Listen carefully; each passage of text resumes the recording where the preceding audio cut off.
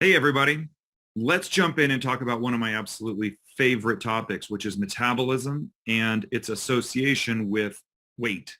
Meaning, if we can find ways to remedy, to repair, improve our body's metabolism, we are going to have a great shot at either maintaining healthy weight, losing weight, or in some cases, actually gaining healthy body mass. So let's talk about this. I'm going to share my screen and let's go through this presentation together and have a good time doing it. What do you think?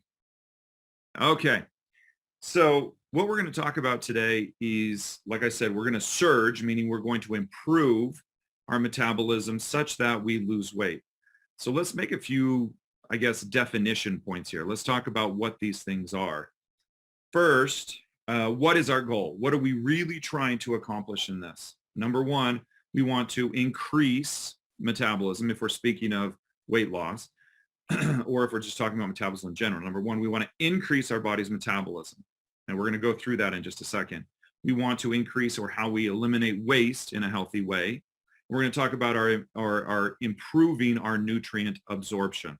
These are three critical components to healthy weight, healthy body mass. Like I said, in some cases that's gaining weight, in some cases that's maintaining weight, and in other cases that's losing weight.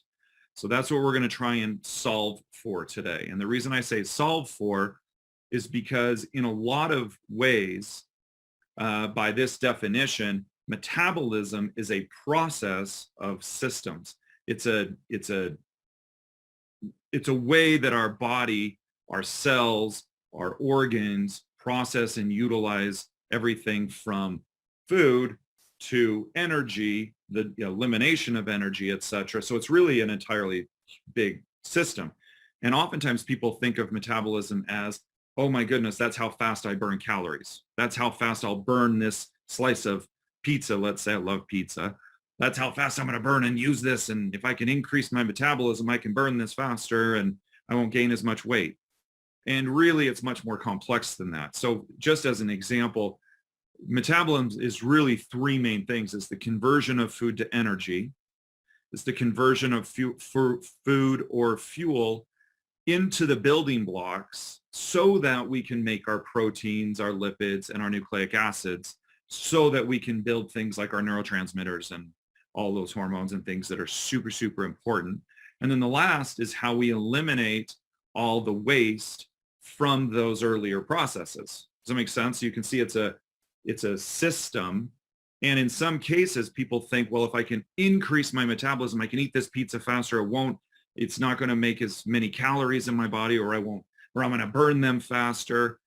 And maybe on the front end, that's a person's issue, right? Like maybe nutritionally, that's their problem. Another person may be doing very well on this front or middle section of the metabolism cycle, but their elimination of waste is actually an issue.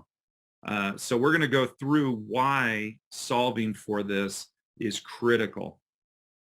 All right. So what makes up your metabolism? It's really three core things. And we're going to go into the next slide here in a second where I'll break it down a little bit more. But basically you have exercise, which is those moments where you're physically doing something to get to point A to point B. You're on a treadmill. You're jumping in your car and you forget something. You run back in the house real fast and you're scrambling around and you're doing something that's exercise, that's aerobic, that's pushing the body.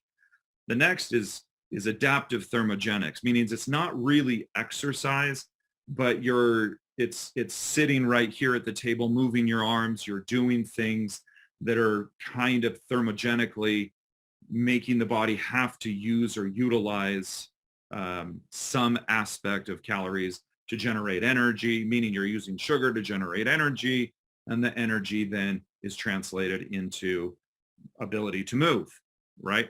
And then the last is our basal metabolic rate. And let's talk a little bit about that a little bit more in depth. What that means is if you look at that larger section, which is about 70% of our metabolism, that means that our muscles, our fat mass, our remaining 31% of our body, that's what's making up most of the chunk of our body. And if you look over at our metabolic rate, those same sections tend to dominate what's using energy. Our brain, of course, which isn't a heavy body weight piece, uses up 17% of the energy that we're trying to accumulate, right? Like the carbohydrate or the sugar that's moved into goes through the glycolysis cycle, and you build ATP, and that energy, those pieces are broken down and used in this percentage, in this wheel. The brain is using about 17%, muscles about 20. And what's critical about this is that some of these things we really can't change. It's not as though you can go in and shift your digestive basal metabolic rate too much. You can't shift your brain, of course. You can pretty much help the liver to be more efficient so that it functions a little bit more healthy. And you can definitely improve muscle size or mass or functionality. So we're really going to be focusing on the muscular piece. Not like I'm saying everyone has to go be a bodybuilder, but I'm saying we're going to talk about the muscular piece because that's something we can control. So we have 4 options if we're trying to solve for an increase in metabolism and a loss of excess weight on the body, meaning a storage of fat, let's say. Number 1, we can increase muscle. We can eat more protein and fiber, which helps in the digestive piece, remember. We can increase our non-exercise activity, meaning those things we're kind of doing throughout the day, remember, that aren't put on the gym shorts and run down the road and take a jog. These are our moments where we're sitting at the table and we're doing something, but instead we can now kind of lift our body up and down. We can stand up more often from our chair if we're working. We can eliminate our chair altogether and stand at our desk for a certain periods of time throughout the day. And then lastly, we can improve our waste elimination. So we have 4 options. The reality is we have to do all 4. That's just the reality. We can't solve for one piece of this equation and forget the others. We're trying to utilize this whole thing as a structure.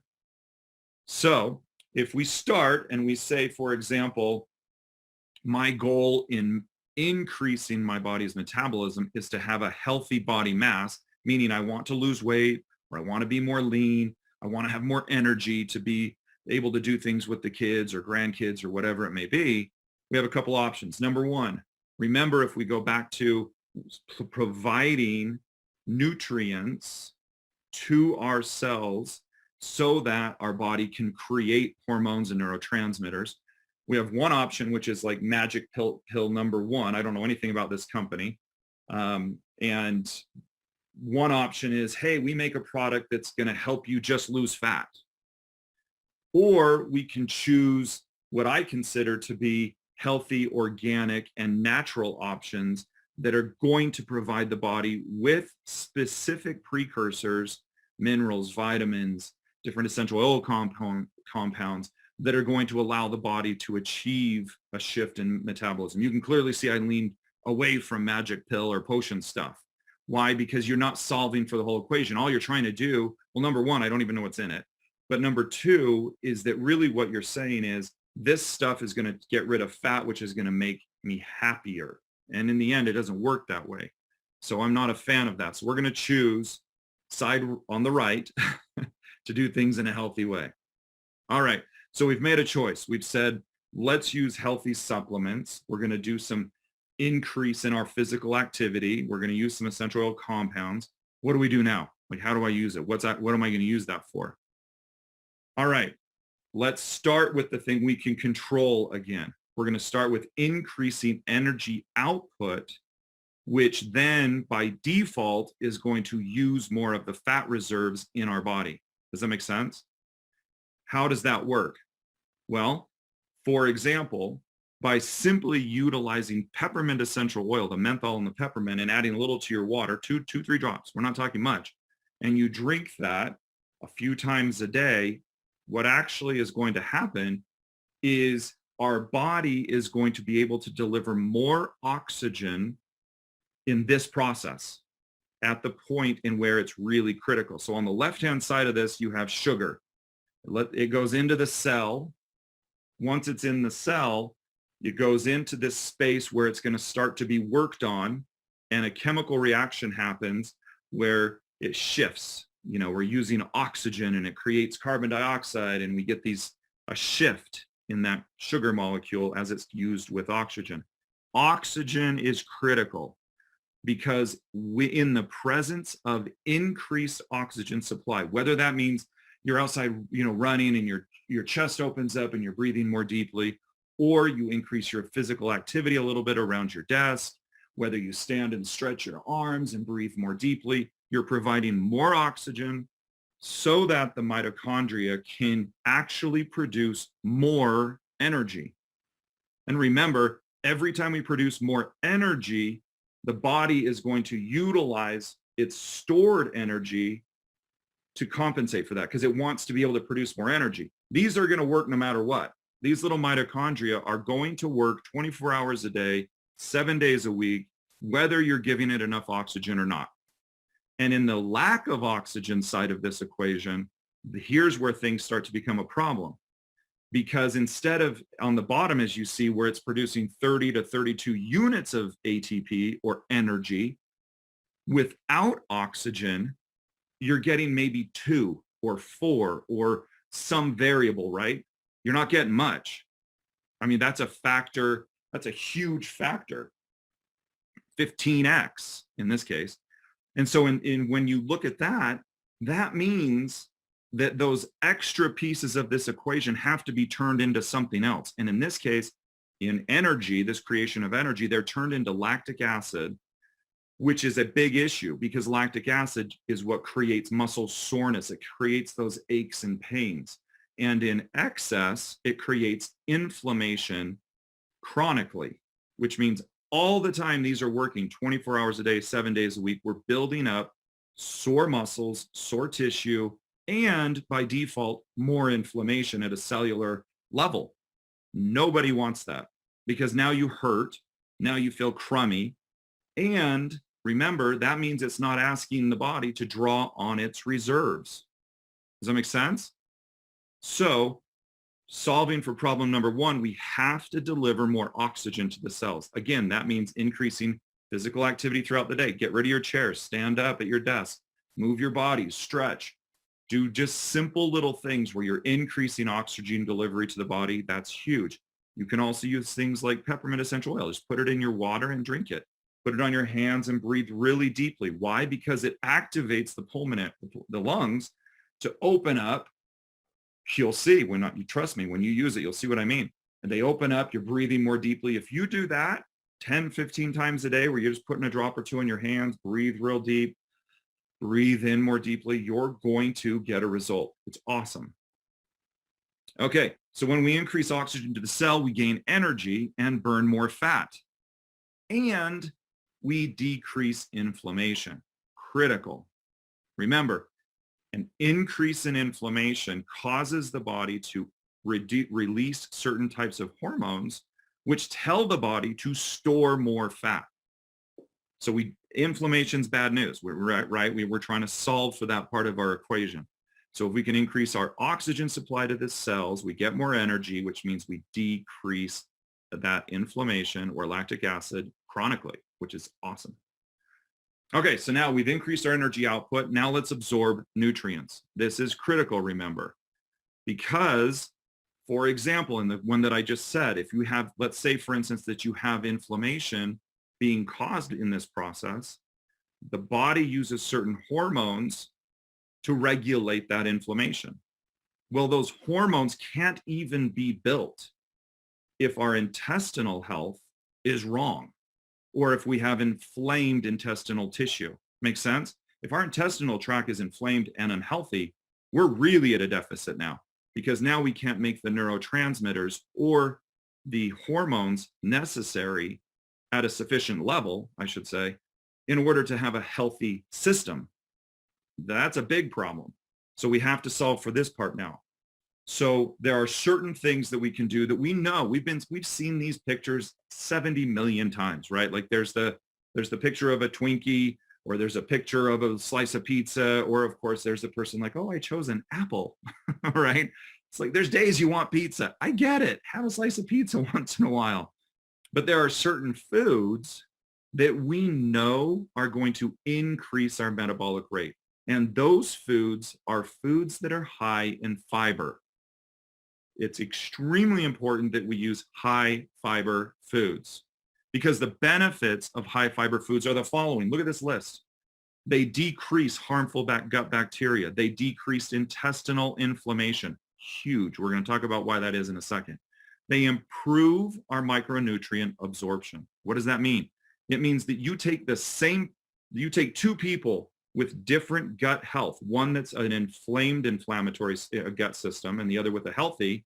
The person with a healthier gut is going to absorb more nutrients, which means they're going to make more of the healthy volumes of hormones and neurotransmitters. Those are what regulate and help our body be healthy, critical. The other person's going to absorb less, which means they go in a downward cycle, right? By reducing inflammation, maintaining healthy gut cell walls, long and short, guess what? We reduce feelings of stress and we lose weight. Awesome, right? When we eat more fiber and healthy fats, we decrease the intestinal inflammation, absorb more minerals for cellular repair and neurotransmitters. Absolutely critical, because remember, this is part 2 of what is metabolism. So by changing the nutrition, changing our foods we're eating to be foods that are high in fiber, we're going to solve for this piece. We're going to actually start to allow our body to fix the damage that may be there.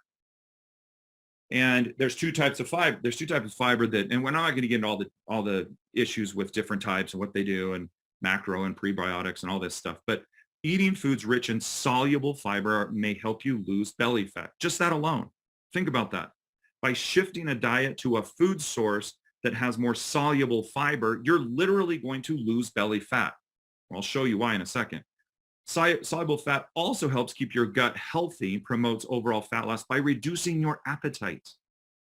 Second awesome piece. Soluble fiber helps reduce the appetite. Awesome, right? You have options. Where do you get your fiber? Okay, you can get it from a company like doTERRA. I happen to love their products. I think they're awesome. They're very well made, extremely functional for what we're doing here in this process, but you can get them in a supplement form, like in a pack. You can get them from your foods. You can simply choose to eat more foods that you know are high in fiber. Okay, those are choices. So how does it work? What is this really doing? So remember, we've now shifted our choice on our food group to high fiber foods. And you need a lot more fiber probably than you think. It's a lot. We go through this throughout the program, but you'll see. Soluble fiber slows digestion. Insoluble fiber speeds things up. Why is that important?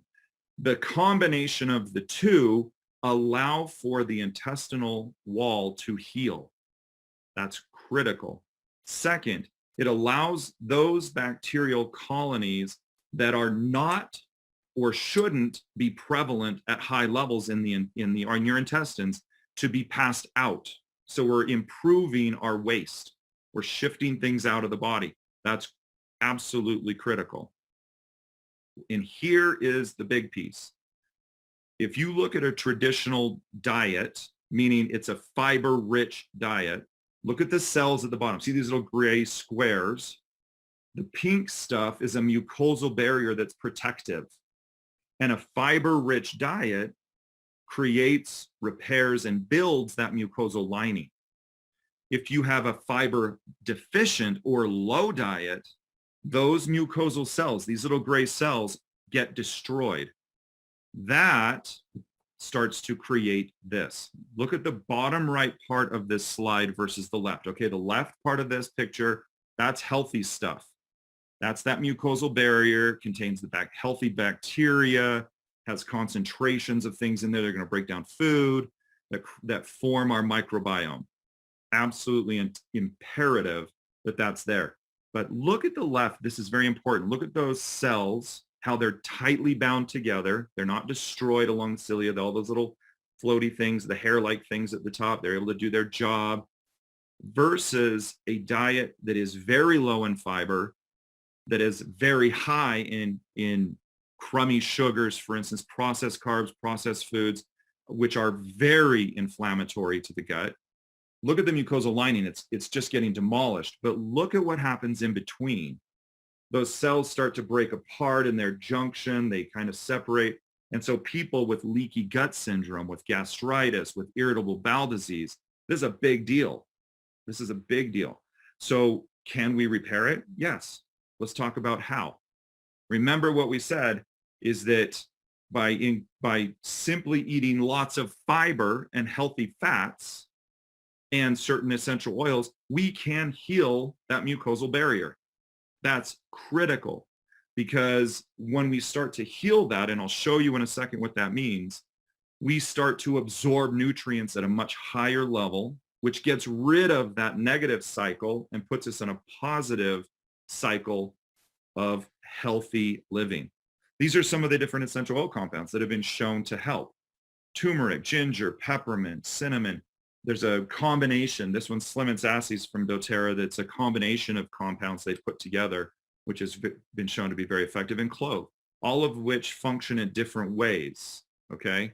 Most of this is functioning to help to reduce inflammation in the actual intestinal tract itself, like ginger and turmeric and clove. Those are very anti-inflammatory, which is awesome. Cinnamon's interesting because cinnamon helps to regulate our insulin release, which is going to help to maintain our cravings or our feelings of hunger all the time, because we don't go up with lots of sugar. Insulin tracks it. They come up together, they bind, and boom, and they crash. Then the brain says, oh my gosh, I'm hungry again. Let me get more sugar. Then insulin has to come out again. So this cycle is crummy. That's why healthy proteins, fiber, and complex carbs are important, because they maintain your sugar level like this. Then your insulin can kind of come up and just bounce around. That's much, much better on the body in every way, actually. Okay, so now let's start talking about the fat piece, the healthy fats. We're not talking about fats like from avocado, or definitely not talking about fat from like your margarine or a stick of butter or something. I'm talking about these healthy fats that are critical for the body, that have been proven to help lose weight. Here's how these work. Remember this intestinal lining. This is just one example, because omega-3 functions throughout the entire body in different ways. Helps to repair and give nerves their functional little sheath that allows it to be conductive. Omega-3 helps to get rid of or reduce symptoms of that all sorts of body ache and pain, fibromyalgia, things like that. It's extremely important. But here's what this combination can do. When you have a high fiber diet together with omega-3, you're going to start to repair that mucosal barrier. And by doing so, we can start to absorb nutrients much more efficiently. The body gets rid of inflammation, which is awesome. And now, by doing that, we can start to create a system that is able to utilize its muscle mass more efficiently and effectively without pain. It's absolutely critical. Throughout the entire body, this is just an example. I know it seems kind of scary, but it's not. At the top is your omega-3, right? Your ALA, your EPA, and DHA. And those throughout the body are able to reduce, for instance, cytokines, or the proliferation of different cell structures that cause inflammation or pain. And that's critical, because notice what we're not doing. We're not shutting down our immune system. We still want our immune system to work just fine, which is part of the inflammatory process. What we're doing is we're getting rid of those pieces that are too active, that are being told to fire off all the time because we have a messed up gut, or we're eating too much sugar. Does that make sense? So omega-3 with fiber actually reduces the eccentric or volume of this immune response and makes it manageable and normal and healthy. It's really important. And by reducing that inflammation throughout the body, there's random awesome side effects. Of course, it helps with reducing of triglycerides in the body, especially if we reduce our sugar intake. It helps to actually break down and almost wash away some of these fat that starts to accumulate as in the form of plaques within our vessels. So we're helping to prevent heart disease. How awesome is that? And then, of course, this picture on the top right, which is many of us, when you're feeling depressed, too much anxiety, stress, our body goes into this kind of systematic pain mode. Well, omega-3 with fiber actually helps to control that, so the body no longer has those emotions. It actually literally feels like a new you. It's absolutely paramount, this combination of omega-3 and fatty and fiber. So number one, we have more energy at the cell level, okay, which is now going to pull some of the excess fat reserves out to be used because now it can make much more energy. How cool. By doing that, we have less inflammation. And in the gut, by using omega-3 and an increase in fiber, guess what? We've now decreased intestinal inflammation, which means we can now improve the use of our nutrients. And by using high fiber, we've increased the elimination of waste in a healthy way. So we've kind of gone full circle through the metabolism process. And guess what that does? By decreasing inflammation, we are able to increase our muscle usage and volume. We're actually able to increase our muscle mass, which is awesome, which increases our metabolism, which increases weight loss. You see how cool this is? By doing these things and following this regimen, you will decrease inflammation and by default through this process, lose weight. Maintain healthy weight. Your body will feel so much better. That is awesome, right? This presentation is an example of how choices that we make can drastically change our lives. Let's do it together. You have the right to be and feel amazing. Go for it, step up, and crush it.